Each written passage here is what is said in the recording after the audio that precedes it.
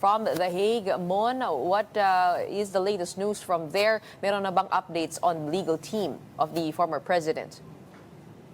Yes, Gretchen, we have talked to Attorney Nicholas Kaufman, the lead legal counsel of the former President Rodrigo Duterte, and he says and he confirms that their core legal defense team is now complete. It comprises of lawyers who have experience or years of experience in handling international criminal court, and years of experience in handling information technology that is required to run a defense case to that court, because he's mentioning that they are going to work with electronic evidence. So kailangan daw talaga ng expert or at least may experience daw sa IT, because they need to have understanding of how to use this information system.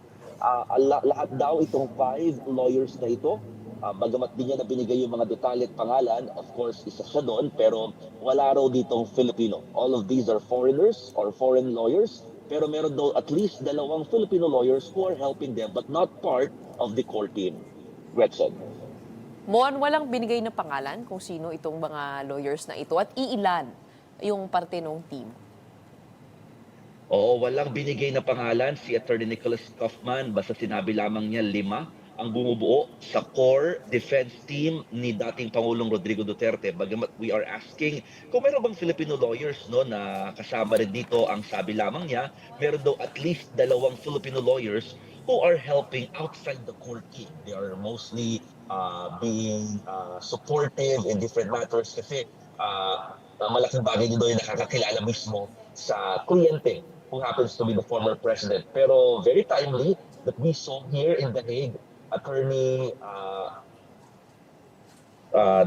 Martin Delgra, who happens to be a lawyer as well of former President Duterte in the Philippines. No, when we asked him if he is part of the 2 Filipino lawyers na tumutulong nga kina Attorney Kaufman, hindi siya nag-confirm tungkol dito, pero ang sinasabi niya, malaking bagay daw talaga na may nakakakilalang lawyer sa dating Pangulo, at nandito daw siya para magbigay lamang ng suporta sa dating Pangulo. Okay, can you give us more information about the information technology and electronic evidence? Ano ibig sabihin nun? Paano ba yung proseso dyan? Oo, kasi dito daw sa mangyayari sa International Criminal Court proceedings, yung mga evidences mostly are in electronic in nature. Kaya kailangan daw talaga mas may alam sila makaintindi at makaunawan itong information system na binabanggit, no? So, yun yung isa sa mga criteria na tinignan nila